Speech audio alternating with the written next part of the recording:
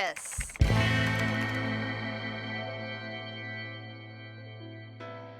What's up, everybody? My name is Adam Bennett, and welcome to another episode of Lunch Bites. Today's topic is about attendance and truancy. You're going to hear from Diane Love talk about the importance of being in school. So here she is, Diane Love. Hi, I'm Diane Love, and I'm the Truancy and Residency Officer for Coppell ISD. Today we're going to talk about truancy and attendance. Regular and punctual attendance is the greatest factor in school success. Let's start with what truancy is and compulsory attendance. Texas law requires students ages 6 through 19 to attend school every day that school is in session. If a parent enrolls a pre-K or kindergarten student under the age of 6 in school, they are also subject to compulsory attendance laws. A student engages in truant conduct if that student is required by law under the Texas Education Code 25.085 to attend school and fails to do so. Too often we think that absences aren't a problem if they are excused, or that a child's learning won't be affected if those days are not all together, if they're not consecutive days. But research shows that missing 10% of school, which is only 2 or 3 days a month, will add up to so much lost time that the student just can't keep up. And we call that chronic absenteeism. And that's a red flag that that student is headed for academic trouble. Students that are chronically absent in kindergarten and first grade are less likely to read at grade level, the end of third grade. And when young students are not showing up for school, they miss out on the chance to acquire fundamental math and reading skills. It also impairs a student's opportunity to succeed and indirectly encourages the development of poor attitude towards school and other obligations. For every missed day of school, it takes 2 days for a student to catch up. This is difficult because a student is forced to make up the missed schoolwork, all the while taking on new material. Chronic absenteeism, specifically truancy, is often a symptom of other things going on in a student's life. There is a broad range of risk factors that contribute to truancy. Many of them could be conflicts at home, conflicts with peers or teachers at school. Sometimes it's anxiety. A lot of students struggle with anxiety and other circumstances that are influencing poor attendance. In order to understand issues, we need to take a personal approach with students and families in truancy intervention, which is why communication between the students, the family, the campus, and some district personnel is imperative when we're trying to understand what the student is going through. When a student is absent from school, the parent will receive a phone call from CISD letting them know that the student is not present. If a student misses 3 unexcused days in a 4-week period, the parent will get a letter from the district stating that the student has been out of school for 3 days or more in a 4-week period, and that it is the parent's responsibility to monitor the attendance and require the student to attend school. At 5 unexcused absences, the campus will reach out to the parent for an initial truancy intervention.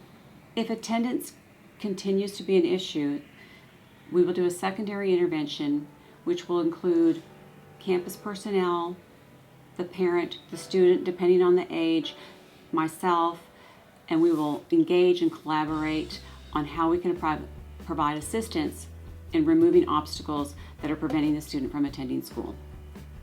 And in some cases, it may include a home visit to better understand the student's environment. Perhaps there are cultural differences, there could be a language barrier, maybe there's lack of transportation for that student. If a student misses, without excuse, 10 days, 10 or more days or parts of days within a 6-month period, that student is truant. Parts of days can be defined as 15 minutes of instructional time throughout the day or class. If a student consistently misses any part of the day, including arriving late or leaving early, the district may take action to ensure that your student receives the maximum amount of instruction.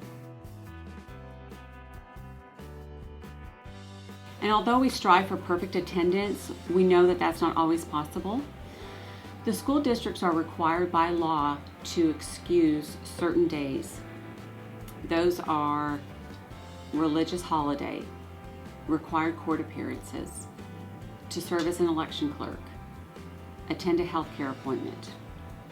CISD also has their own criteria for excused absences, and those include personal illnesses with a parent note, medical dental appointments, the death of immediate family member, visa, tax, or passport appointments for the student only, and religious events with a parent note.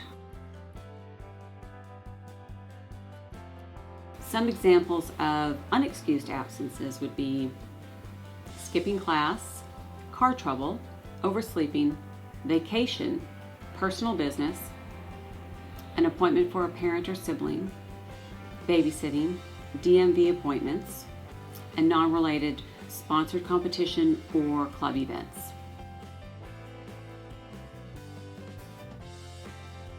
When your child is absent from school, you're required to turn in a handwritten note to the campus explaining the reason for the absence.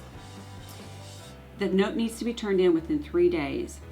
When a student is absent for 5 consecutive days due to an illness, the parent must have a statement from a physician or a healthcare clinic.